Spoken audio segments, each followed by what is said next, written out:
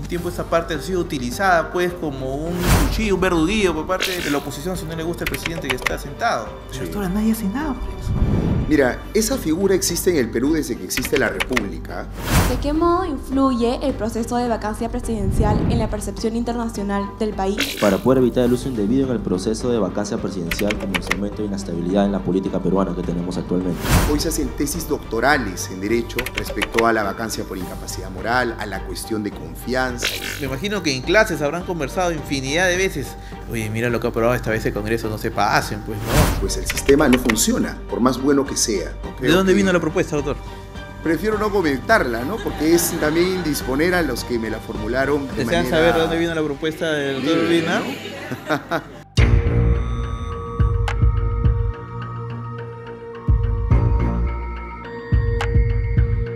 Ahora vamos a empezar con la entrevista al doctor Eric Urbina. Gracias por estar aquí con nosotros. Un aplauso, por favor, a nuestro invitado. Gracias, Rodrigo, y bienvenido a la Universidad de Lima. Gracias, doctor, de verdad un privilegio estar aquí con ustedes. Con esta pregunta de antemano, ¿no? Quería empezar la conversación, doctor. Para usted, ¿cuál es el principal problema por el que estamos tan mal en nuestro sistema judicial? Mira, coincido con lo que ya han dicho varios de los alumnos que han participado. Yo creo que es un problema de las personas. El sistema es perfectible. De hecho, en el mundo no hay un sistema perfecto. Se van, conforme se desarrollan, perfeccionando poco a poco. Pero cuando caen en personas que no están preparadas en el plano profesional, jurídico y además en un plano ético, pues el sistema no funciona, por más bueno que sea. Yo creo que el principal problema que tenemos hoy es ese, ¿no? Lamentablemente no hay personas probas que se puedan encargar de hacer que funcionen las cosas. Hay, es cierto, que hacer algunas reformas en el sistema judicial, pero también hay que hacer reformas en cuanto a la formación ética, a la formación moral, ¿no? Los valores, principios que deben tener las personas en general y de manera mucho más puntual en el derecho, ¿no? Ahora, doctor, me habla de leyes, me habla de pues, que existen, claro, estas reglas, ¿no? Están estas reglas de juego, pero veamos un poco más atrás, ¿no? ¿Quiénes son los que están en esta ley? ¿No considera que de repente estamos, pues, parte de esta crisis que tenemos, ¿no? Es de que viene de la cortesía del Congreso? Es cierto, el ente legislador por excelencia en el Perú es el Congreso de la República. Pero uno ve, por ejemplo, pues, ¿no? Congresistas mochasueldos, no sé, tiempo atrás hablaban de congresistas que mataba a su perro, o sea, digamos, Sí. pues, o sea, también Sí. partimos, este no es parte de nuestro pecado Sí. original que tenemos en este país. Mira, yo creo que el Congreso es un fiel reflejo también de la sociedad peruana, ¿ah? Y obviamente quien nos propone la lista, que termina siendo sobre la que los peruanos elegimos, son los partidos políticos. Entonces, acá hay un problema más serio que es el que acabas de mencionar y es el de los partidos políticos, ¿no? En la medida en que no tengamos, primero, partidos realmente consolidados con ideas, más allá de personas que lideren o que sean caudillos, sino con unas ideas claras, con unos propósitos que quieran conseguir en su labor ya parlamentaria o en el Ejecutivo, etcétera, vamos a seguir padeciendo de ello, ¿no? Entonces, los partidos, creo, tienen una gran responsabilidad respecto a los candidatos que nos proponen y sobre los que los ciudadanos terminamos eligiendo, ¿no? Ahora, pero también, doctor, me parece que, claro, echarle la responsabilidad, claro, al colectivo, termina nadie teniendo la culpa, pues. O sea, ¿qué es lo que sucede a final de cuentas? Por eso recalcaba lo de los partidos. Ojo, muchas veces el ciudadano termina escogiendo en base a una lista que tal vez ni siquiera le agrada, pero que es la única que le presentó el partido, ¿no? El filtro deben hacerlo primero los partidos. Ya hay varias leyes que se han aprobado para poner límites. Por ejemplo, un condenado en primera instancia no puede ser candidato para presidente de la República. Claro. Una persona que debe por alimentos tampoco puede ser candidato para el Congreso de la República. Y así hay muchas otras, digamos, restricciones para alguien que quiera ser candidato. Muy bien, eso está bien por un lado, pero por el otro hay un espectro muy amplio que debe ser justamente manejado por los partidos, ¿no? Si es que tú como partido haces un filtro adecuado, vas a evitar que personas que de repente están siendo investigadas, tal vez no tengan sentencia, pero ya están siendo investigadas por delitos serios, pues no lleguen a ser parte de tu lista de candidatos, ¿no? Ahora, pero, a ver, está bien, lo entiendo, desde el punto de vista, pues, de que parte, entonces, nuestro problema de origen es los partidos políticos, ¿no? Pero claro, ¿quiénes son los que están detrás de estos partidos políticos, ¿no? Por ejemplo, vemos, no sé, el señor Vladimir Cerrón, ya tiene ya próximo, de aquí 2 semanas, si no me equivoco, 1 año en la clandestinidad, una condena a cuestas, y aún así desde su partido, con una posición importante, Waldemar Cerrón, segundo vicepresidente del Congreso. Sí. ¿Dónde estamos? Sí. Bueno, eso es inaceptable, ¿no? Es inaceptable y además, creo yo, el propio Congreso de la República debería sí de emitir un pronunciamiento rechazando este tipo de actos, ¿no? Es inconcebible que el líder de un partido pues, sea prófugo de la justicia, ¿no? Ojo, todos estamos obligados a cumplir con la ley, además de cumplir con las resoluciones judiciales. Todos los peruanos. Bueno, aunque ellos dicen que está en su derecho de quedarse a buen refugio, a buen recaudo, ¿no? No es un derecho propiamente, ¿ah? No es un derecho como tal, ojo. Más bien ellos, los congresistas, lo que tienen es una responsabilidad aún mayor que la del resto de ciudadanos para cumplir y también hacer cumplir las resoluciones judiciales, las leyes, y obviamente el primero en que tiene esta responsabilidad es el presidente de la República, ¿no? Ahora, doctor, hablando, yo recuerdo mucho de haber conversado con usted en anterioridad para hacerle consultas precisamente pues sobre lo que sucede cuando el Congreso quiere hacer cambios a la Constitución. Pero algo que me llama la atención, que considero que es uno de los puntos centrales de la crisis política que vivimos, es ese famoso artículo 113 de la Constitución que habla de la incapacidad moral permanente. Sí. ¿No? Que últimamente, un tiempo esta parte ha sido utilizada pues como un cuchillo, un verduguillo por parte de la oposición si no le gusta el presidente que está sentado. Pero Sí. hasta ahora nadie hace nada por eso.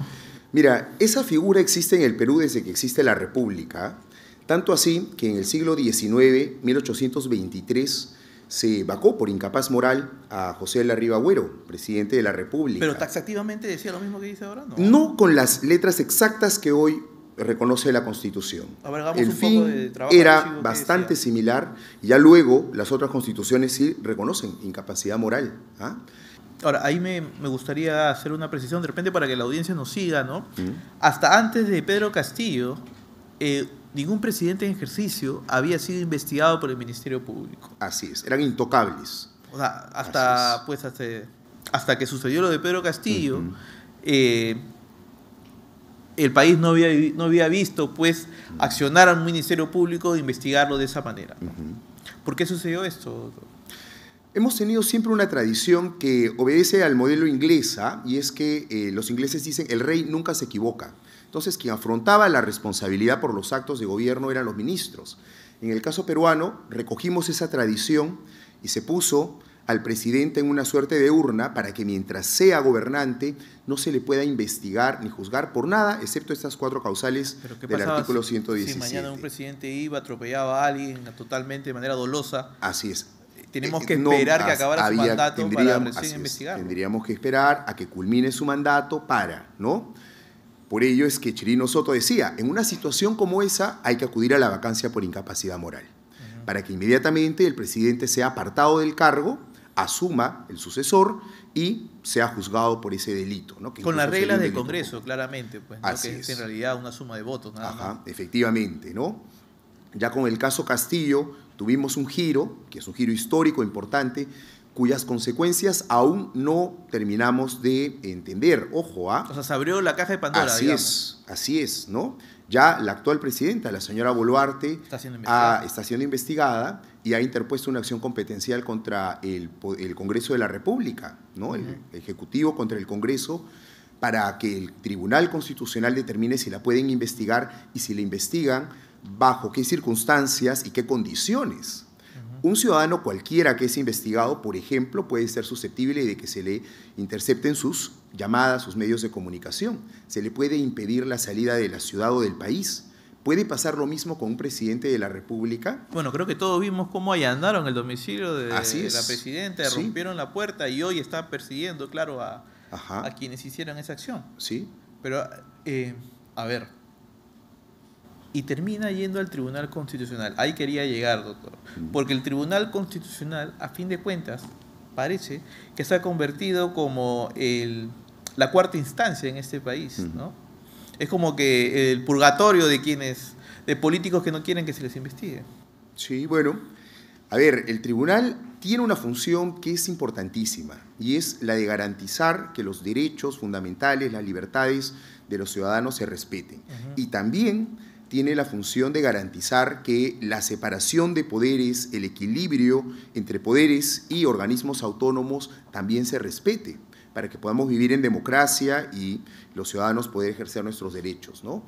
Cualquier ciudadano que ve vulnerado su derecho, cuando agota las vías previas en el Poder Judicial, puede llegar al Tribunal Constitucional, ¿no?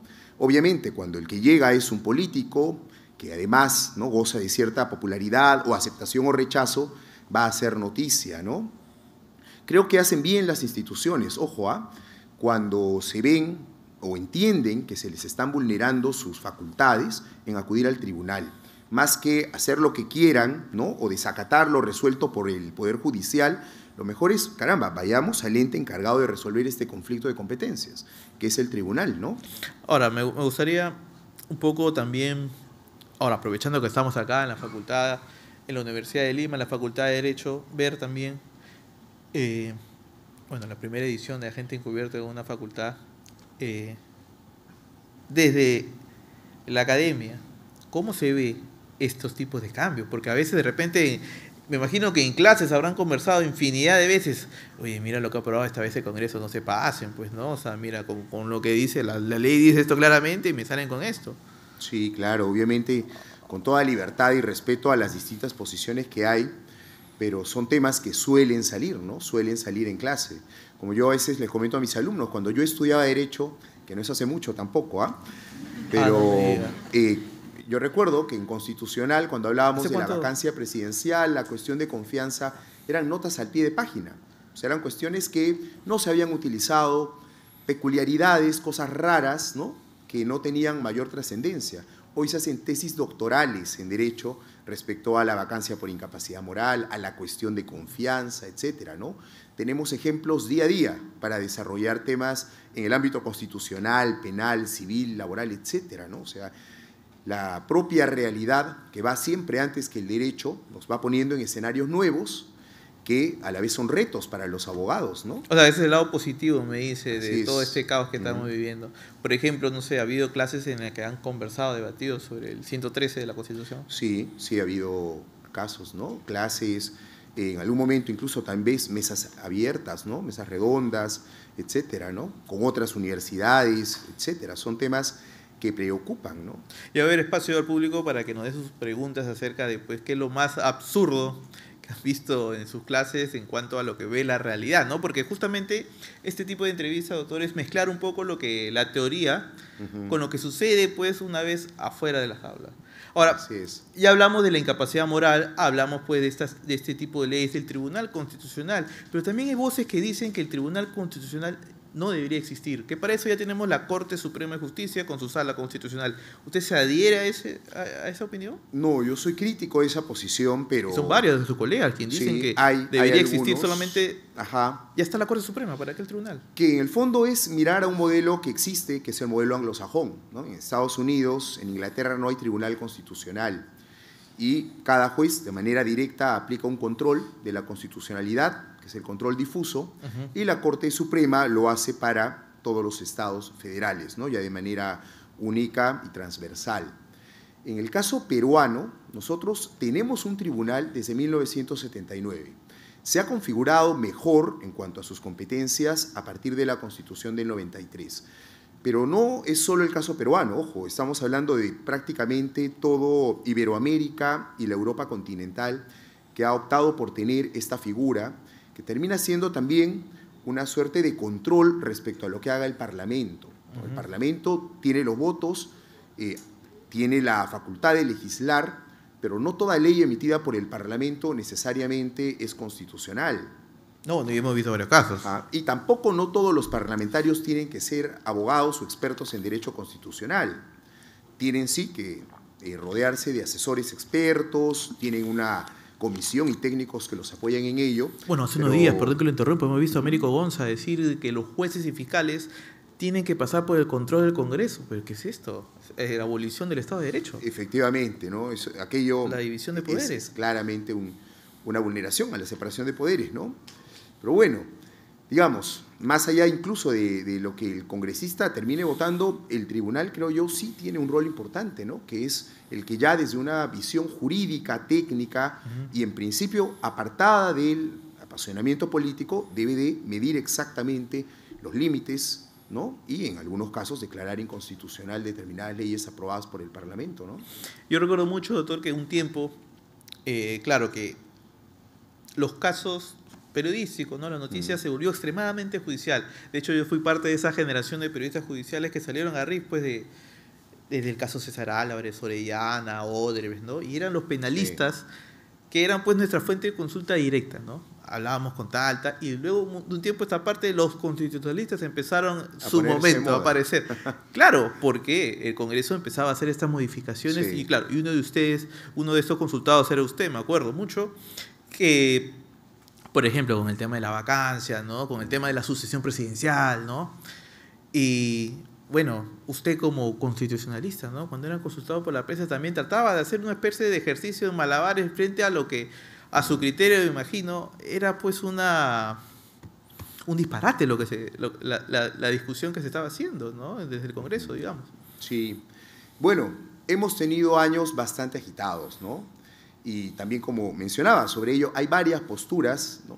Lo que uno espera, obviamente, es el que haya un desarrollo ceñido, primero a lo que dice la Constitución, también a la propia tradición constitucional, cómo en el Perú se ha venido desarrollando las figuras, etcétera, ¿no? Más de una vez, ¿no? Me han preguntado cómo es posible que frente a un mismo caso un constitucionalista diga A y el otro constitucionalista diga Z, ¿no? Exacto. Y eso genera en la población incertidumbre, ¿no? ¿Quién me está diciendo la verdad? O resulta que los dos mienten y que acá no pasa nada, ¿no? Entonces, ello también es bastante preocupante, ¿bien? O sea, está el constitucionalista a la medida de mi comentario, una cosa así, ¿no? Ajá. Bueno, frente a ello, hay que decir, es cierto que la Constitución es una norma de interpretación muy abierta, muy extensiva. Y también es cierto que en algunos casos ha habido algún interés subalterno. Lo importante es que el profesional consultado siempre pueda decirlo, ¿no? Oye, soy abogado de esta parte o soy abogado de esta otra, bien, y ya de esa manera uno también va sacando un poco la línea que pueda tener. Pero después, cuando opina con total libertad y de acuerdo a lo que realmente piensa y a los estudios que tiene, es una opinión respetable, ¿no? Bueno, es que también, por ejemplo, no sé, a ver, vemos casos en que hacen esta opinión, pues rimbombante, ¿no? Acomodándose a lo que dice el Congreso, pero después nos enteramos que su cliente es tal, o que próximamente asume tal defensa, ¿no? Eso es una falta ética, ¿no? Es una falta ética grave, ¿no? Bueno, imagino también que aquí en la Universidad de Lima se han armado, pues, debates interesantes, supongo, sobre este tipo de cosas que pasan, ¿no? Sí, bueno, a veces en clase, luego hay una sociedad de debates, hay clubes de debates, hay un taller de lógica y argumentación jurídica, es decir, hay espacios para, ¿no? conversar sobre el tema. Ahora, y llegando pues al punto pues de la polémica, ¿no? Yo recuerdo que hace poco tuvimos de invitado a Ernesto Blume, ex presidente del Tribunal Constitucional, hoy abogado de la señora Dina Boluarte, ad honorem, él dice, ¿no? Y se repite pues esa figura, ¿no? El que da una opinión y termina pues asumiendo la defensa de tal personaje. Sí. Bueno, actúa obviamente con total libertad. Por ejemplo, más allá del caso del magistrado Blume y del respeto que merece por sus años de dedicación a la docencia, a la propia acción jurídica, ¿no?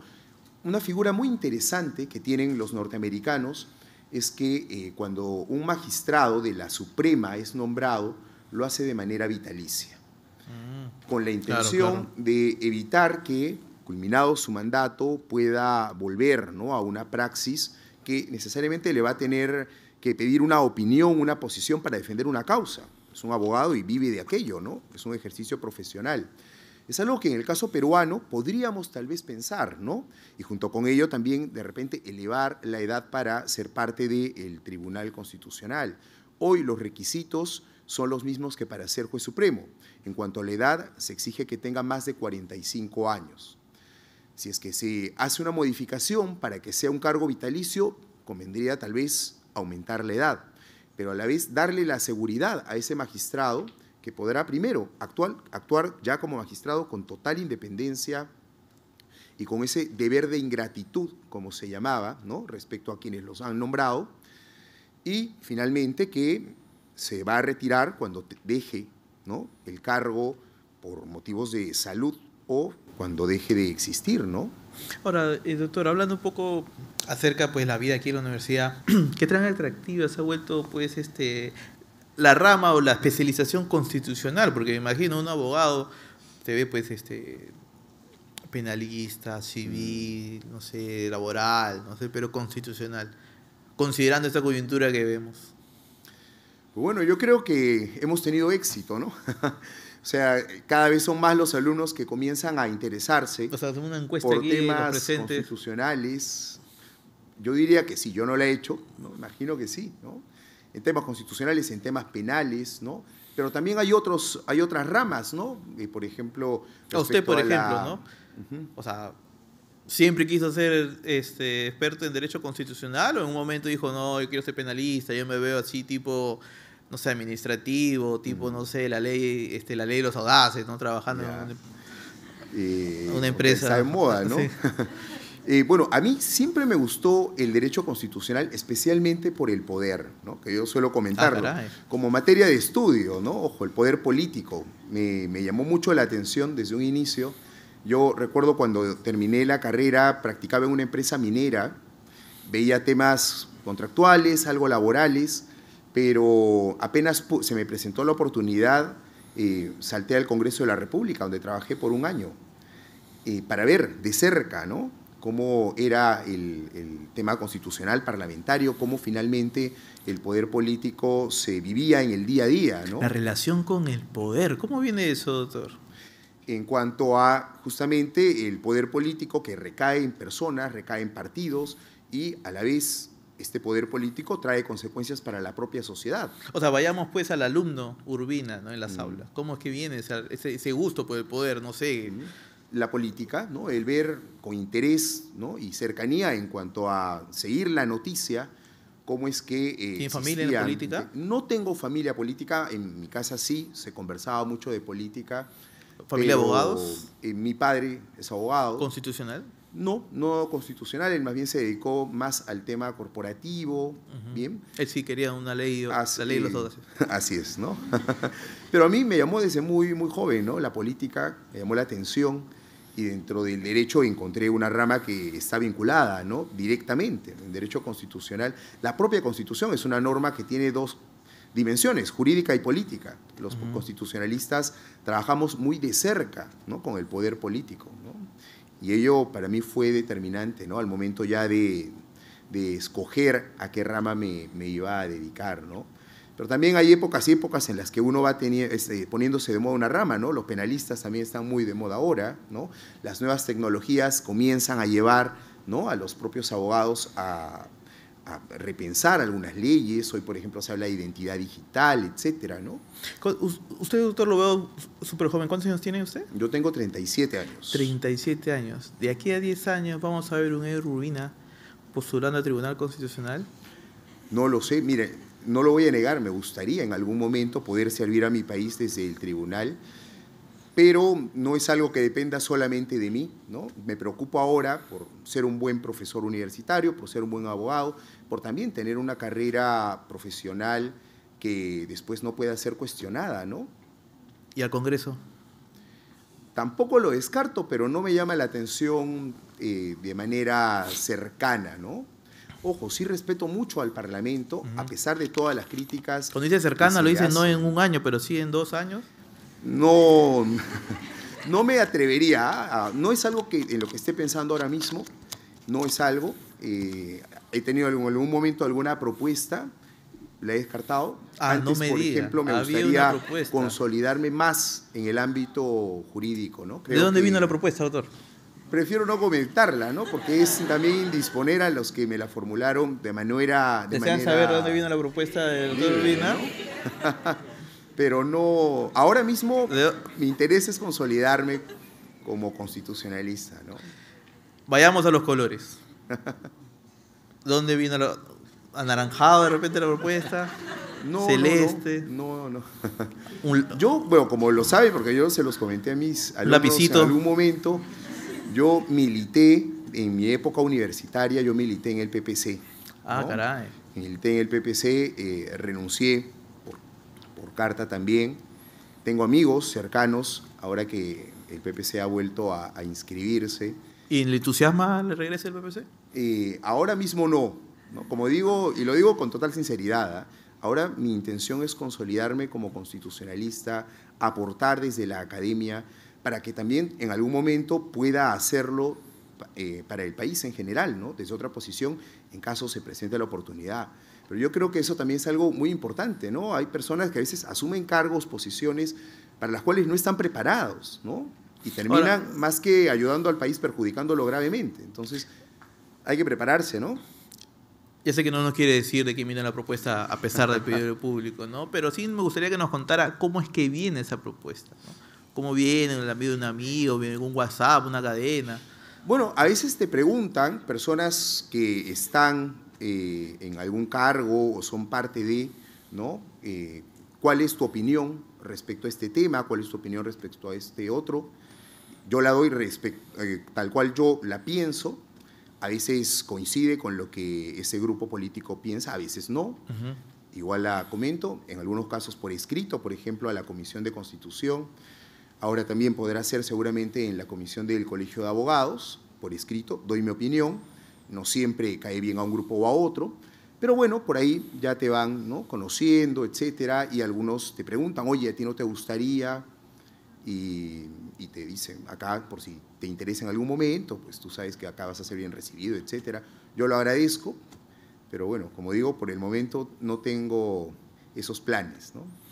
No, claro, sino que esa frase de que la atracción por el poder me dejó un poco pensando, ¿no? En esas aspiraciones. Y claro, también considerando que no recurrente, pero sí tiene un trabajo pues ad honorem en la Comisión Consultiva, en la Comisión de Constitución del Congreso, si no me equivoco, ¿no? Sí. ¿Cómo es que llega ahí, doctor? Me propuso, entiendo, una congresista. Yo no sé quién fue, sé que fue a propuesta de una congresista. ¿Se puede decir el nombre de la congresista? De verdad que no lo sé. Que no lo sé. En el caso del segundo nombramiento, que es el actual, sí lo puedo decir porque lo sé, y además es público, porque eso consta en las actas de la Comisión de Constitución. La propuesta para este periodo legislativo, que es 2024-2025, fue a propuesta de la congresista Adriana Tudela. Ah, mire. Ella me propuso, lo sé ella no me lo dijo, lo sé porque en el diario de la comisión se recoge que la congresista Adriana Tudela propone al constitucionalista Eric Urbina, ¿no? Y a otros más, no solo me propuso a mí, ¿no? Bueno, doctor, ahora queremos hacerle paso al público aquí presente. De repente, ya con mis preguntas, también queremos que el público comparta. Encantado. Y gracias, doctor. No habrá puntos en contra, ¿no?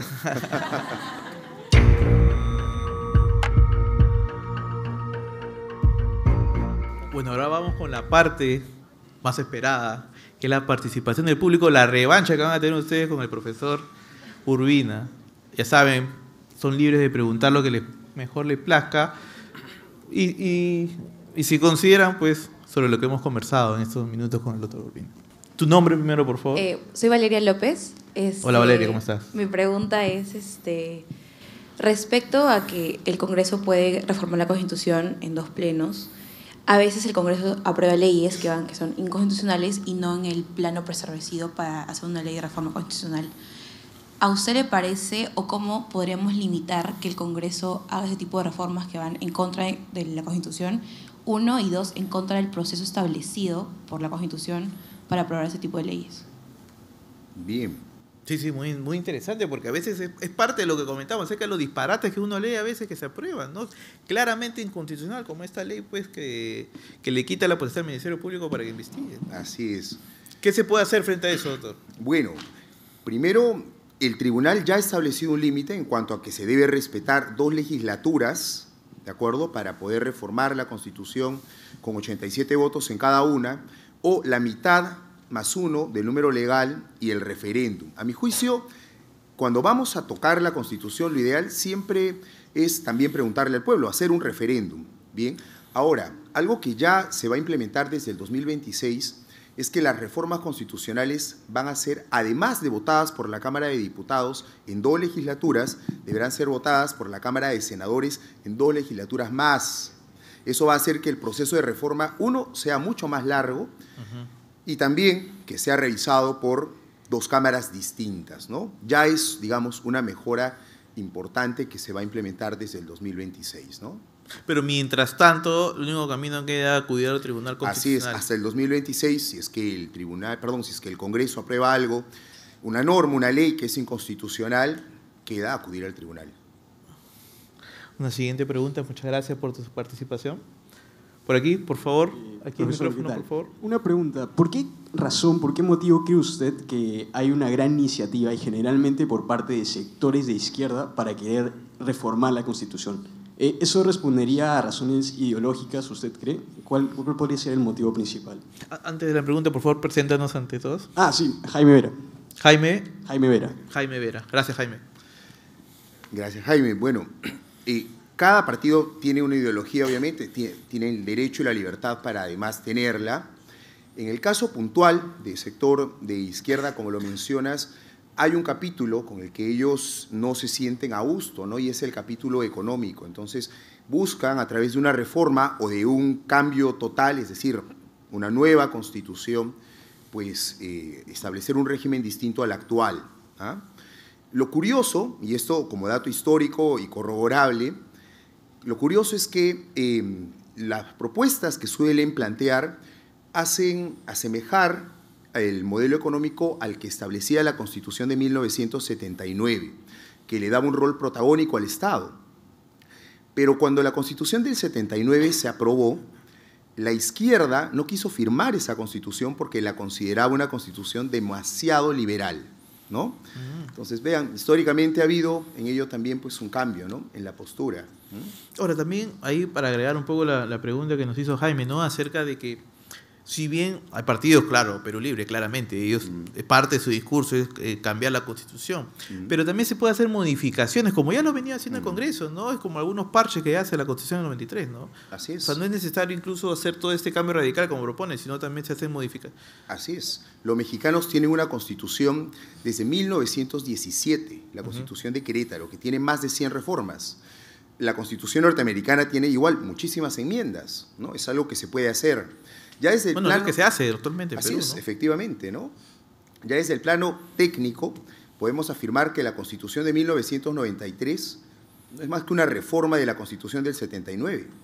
Mucho de lo que ya estaba establecido en la del 79 se va a plasmar casi tal cual en la del 93. Hay cambios importantes, sí, el tema económico, en el modelo del Parlamento. Creo que ahí va el debate, ¿no? Uno. Ahí va ese debate, ¿no? El bloque económico de la Constitución, que es lo que quieren Así es, ¿no? finalmente modificar partidos Ajá. como Perú Libre.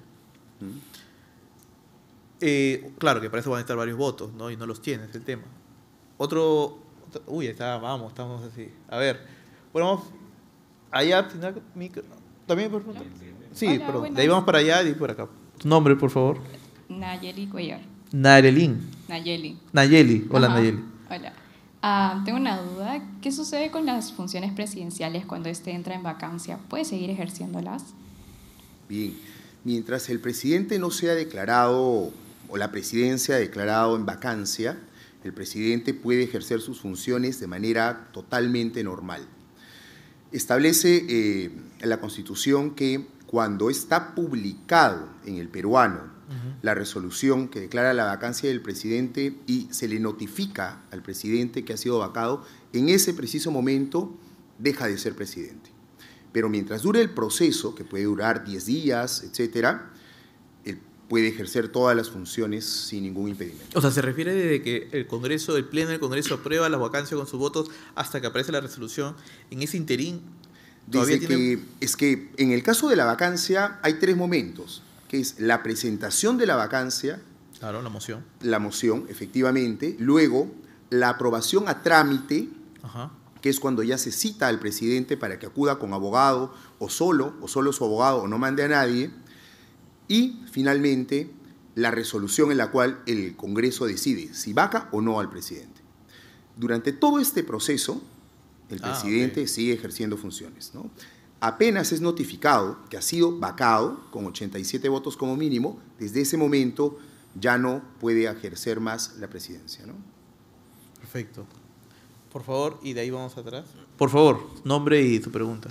Soy María Alejandra Granadino y mi pregunta es, doctor, justo usted dijo de que la Constitución del 79 era muy parecida en bastantes términos a la actual.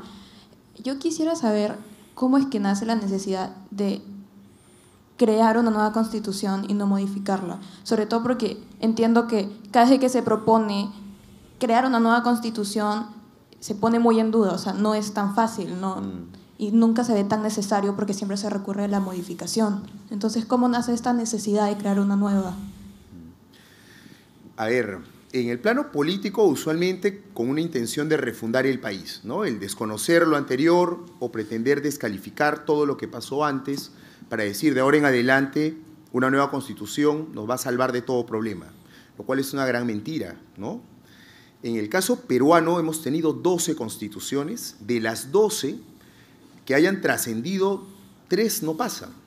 La de 1828, que se le conoce como la madre de las constituciones, que cierra un debate importante, monarquía-república, que establece que el Perú es un Estado unitario y va a trazar unas líneas que luego se van a mantener hasta hoy. Luego tenemos la de 1920, una constitución con un carácter social importante, reconoce a las comunidades campesinas, pueblos originarios, reconoce los derechos de los trabajadores. Y luego la del 79, que es una constitución bastante, digamos, contemporánea y que aparece después de la Segunda Guerra Mundial, que en el mundo va a implicar un cambio constitucional, ¿no? Ya las constituciones no eran solo documentos políticos, tienen un carácter jurídico, y la Constitución del 79 fue por ello una muy buena constitución, perfectible totalmente. Entonces, la del 93 ha reformado ella, en el capítulo económico ha hecho una reforma importante, ¿no? Y también, lo que mencionaba, ¿no? Elimina un parlamento bicameral y opta por uno unicameral, que próximamente también será reformado, ¿no? Ahí de acuerdo con usted, solamente para añadir, doctor, que estas respuestas pues simplistas, ¿no? O sea, como que una nueva constitución te va a solucionar tus planes, resulta muy atractivo, pero olvida pues la complejidad que implica resolver los problemas que tiene este ciudadano. Pero sí, claro, le das una respuesta simple y ellos te van a comprar. Ajá. Y además, ojo, un proceso constituyente para dar una nueva constitución genera incertidumbre, genera además en la propia población, ojo, la posibilidad de que se vulneren algunos derechos, ¿no? Y también, cara al exterior, pues se ve a un país que no termina de decidir para dónde quiere ir, ¿no? Lo hemos visto muy de cerca, el caso chileno, que tuvo un proceso constituyente y que finalmente incluso acabó, digamos, de manera contraria a lo previsto, ¿no? A la siguiente pregunta ahí, por favor. Hola. Sí, ¿Cómo estás? Mi nombre es José Ignacio Córdoba. Tengo la siguiente pregunta. ¿Cree usted, doctor Urbina, que la aprobación del sistema bicameral en el Congreso de la República permitirá limitar y hacer cumplir de manera eficaz y justa tanto la vacancia por incapacidad moral como la disolución del Parlamento, o será una extensión innecesaria de estos procesos? Yo creo que va a ayudar. Ojo, no es una panacea el bicameralismo y no va a solucionar los problemas políticos que tenemos, pero por lo menos va a hacer que las consecuencias de lo que decide el Parlamento no sean tan inmediatas. Entonces, por ejemplo, una vacancia tendrá que esperar la votación de la Cámara de Senadores y eso tomará su tiempo. Ayudará a que, por ejemplo, la población pueda pronunciarse, ¿no? En las encuestas, etcétera, que también la academia, otros profesionales den su parecer y así el Senado, con la cabeza más fría, tome una decisión, ¿no? Muy importante también porque hemos hablado en las entrevistas mucho sobre la vacancia presidencial, pero no abordamos el tema de la disolución del Congreso, ¿no? O sea, también ponerle así hay unos parches, ¿no? Hablamos hace poco con Vizcarra, se mencionó el tema de la negación fáctica, ¿no? Tan así polémica, ¿no? Y se terminó cerrando el Congreso. Vamos con la siguiente pregunta, por favor. Buenos días, mi nombre es Mariano Noriega y Está mi Mariano. pregunta es la siguiente. Doctor Urbina, ¿qué diferencias hay entre vacancia por incapacidad moral y vacancia por incapacidad física según la ley peruana? Ya. A ver, en la Constitución no se hace una distinción. Por eso es que algunos constitucionalistas entienden que incapacidad moral es una incapacidad psíquica, pero en pleno siglo XXI se entiende que una persona que sufre una incapacidad psíquica, alguna enfermedad mental, tiene una incapacidad física en realidad. Y la incapacidad moral obedece más bien a una grave inconducta ética, ¿no?, por parte del presidente de la República, ¿no? Muy subjetiva también, ¿ah? Efectivamente, eso va a estar sometido a un juicio subjetivo y también al tiempo. Lo que antes una sociedad rechazaba, de repente hoy lo puede aceptar sin ningún problema, ¿no? Yo solo voy a poner este ejemplo en clase. Imaginemos un presidente de la República que en un ataque de celos agarra a golpes a su esposa. Claramente no tiene la capacidad moral para seguir conduciendo los destinos del país. Claro. Hace 50 años, de repente no. ¿Bien? Porque había un pensamiento machista, etcétera, que ello podría ser tolerado por la sociedad, ¿no? De acuerdo, doctor. Ahora vamos para ese espacio, por favor. ¿Qué tal? Buenos días. Buenos días. Nombre, por favor. Diego Torres. Diego Torres. Listo. Doctor Urbina, ¿qué tal? A criterio propio, quería saber usted qué opina sobre las medidas preventivas que pueda adoptar el Perú para poder evitar el uso indebido en el proceso de vacancia presidencial como instrumento de inestabilidad en la política peruana que tenemos actualmente. Con mis preguntas también queremos que el Claro, público sí. comparta. Encantado. Y gracias, doctor, por... No habrá puntos en contra. Lo que sí exige actualmente la Constitución y el reglamento del Congreso es que la vacancia tiene que estar debidamente motivada, es decir, se tiene que expresar claramente cuáles son los motivos, las razones por las que el Parlamento quiere vacar al presidente, razones de hecho, ¿no?, y de derecho. ¿A qué norma constitucional, a qué norma jurídica está faltando el presidente y cuáles son los hechos que demuestran aquello, ¿no? Perfecto. Otra pregunta más, por favor. Sí, por acá. Sí. Hola, ¿cómo Hola. estás? Bueno, mi nombre es Miguel. Hola, Miguel. Quería preguntar sobre, bueno, estábamos hablando hace un momento sobre la opinión pública, ¿no? Yo creo que la opinión pública jugó un papel muy importante en la renuncia del presidente Merino en 2020. Sí, Me gustaría preguntar qué opinas constitucionalmente como políticamente sobre su renuncia, si es que fue legal, legítima o fue, bueno, o hubo una fuerza distinta a la que normalmente hay para llevar a cabo ese resultado. Bien, el caso Merino es bastante complejo, ¿no? Porque, para empezar, a mi juicio, el señor Merino asume la encargatura de la presidencia por una disposición constitucional. Cuando no hay sucesor, no hay vicepresidente, le corresponde al presidente del Congreso asumir. Ahora, hubo marchas que mostraron que un grupo de peruanos, principalmente en la capital, pero no solo en la capital, rechazaba al señor Merino y no quería que continuara como encargado de la presidencia. Además, según ya se supo después, las fuerzas del orden, es decir, la policía específicamente, le dijo que no contaba tampoco con su respaldo, entonces no le tocaba más que renunciar. Ante la renuncia, que fue la renuncia a la presidencia del Congreso de la República, claro, lleva a que el Congreso elija un nuevo presidente, ¿no? Y así es como el señor Sagasti asume la encargatura de la presidencia. La población tiene derecho a manifestarse siempre, con límites, como pasa con todo derecho a libertad que se nos reconoce. En ese momento, la población manifestó públicamente su rechazo. Yo creo que el señor Merino entendió e hizo bien al renunciar, ¿no? De acuerdo. Por favor. Hola, mi nombre es Mariana Martans y mi pregunta Hola, es, Mariana. ¿de qué modo influye el proceso de vacancia presidencial en la percepción internacional del país, más allá de la imagen de incertidumbre o inestabilidad que puede dar? Gracias.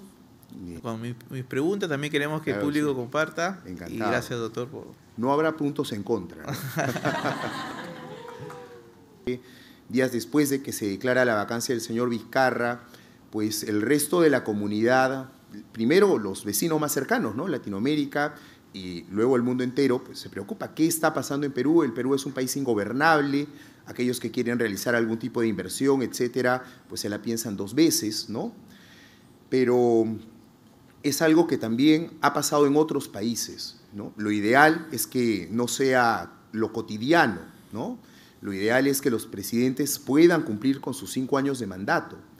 Es que hubo un tiempo, me acuerdo, de que en 1 o 2 semanas tuvimos 3, 4 presidentes. En una semana tuvimos 3 presidentes, ¿no? Efectivamente, recuerdo una entrevista, moda de anécdota, que me hicieron desde Ecuador, ¿no? Y me dijeron, ¿qué pasa? En el Perú han tenido en una semana 3 presidentes. Yo le respondí, pero también le recordé, Ecuador tuvo en un día 3 presidentes, ¿no? Entonces, ojo, mal de muchos, consuelo de tontos, ¿no? Pero es un problema que en Latinoamérica tenemos, ¿no? Aún. Claro, ¿bien? porque lo vacan a Vizcarra, asume Merino, sale Merino, entra Sagasti. Sagasti, así es, ¿no? Y no se sabía si Sagasti iba a culminar, lo hizo, ¿no? Vamos con la última pregunta, por favor. Entonces cerramos. Buenos días, mi nombre es Joaquín Gómez, doctor. Buenos días, Joaquín. Mi pregunta es que justo han hablado de lo que ocurre con la disolución del Congreso y bueno, la incapacidad moral. Usted habló también sobre las 4 causales contempladas en el artículo 117. Quisiera saber si usted considera que estas fueron interpretadas de forma adecuada o legítima para las últimas 2 vacancias que han habido, que han sido la del presidente Castillo y el presidente Vizcarra, ¿no? Bueno, en el caso de Castillo y Vizcarra fue no por las causales del artículo 117, sino más bien porque estaban siendo investigados por otros delitos, ¿no? Y en el caso de Castillo, puntualmente por haber dado el golpe de Estado, ¿no? El 7 de diciembre del 2022. Respecto a Vizcarra, fue a partir del caso Swing, Richard Swing, ¿no? Que llevó a que aparecieran indicios que hoy están siendo investigados recién de posibles... Y por las obras en Moquegua también, si no me equivoco. Y también por el tema de Obrainsa, el tema Moquegua, etcétera, ¿no? Que el Congreso interpretó que el presidente pues no tenía las condiciones mínimas para seguir representando a todos los peruanos, ¿no? Un juicio subjetivo, claramente, ¿no? Porque al final se resume con un tema de votos. Se concreta en los votos, efectivamente, ¿no? Ojo, como dato curioso, durante el gobierno de Alejandro Toledo también se presentó una moción de vacancia por el tema de Saraí Toledo, una hija que él no reconocía. No pasó de la primera etapa, no consiguió los siguientes votos y mucho menos trajeron al presidente a que rindiera cuentas, siendo un presidente que tenía una aprobación bajísima. El motivo, que no tenían los votos, ¿no? Había una alianza del partido de gobierno con otros que lo mantuvieron en el poder para que cumpliera los 5 años. Claro, el presidente también con una aprobación hasta el piso, me acuerdo, en su momento, ¿no? Así es. Bueno, doctor, ha llegado al final del episodio. Le queremos agradecer estar aquí con usted, aquí con nosotros, perdón, a todo el público ahí tan amable que ha venido hoy para que nos acompañó. Un aplauso, por favor, para usted.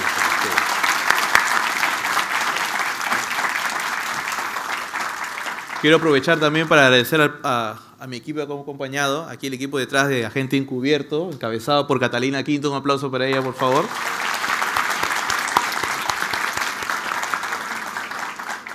Y a todos ustedes, bueno, gracias y no se olviden, este episodio va a salir emitido este jueves a las 8 de la noche, que son los días que sale emitido Agente Encubierto. Gracias de nuevo por estar acá, gracias a la Universidad de Lima por prestarnos tan linda instalación. Gracias, Rodrigo.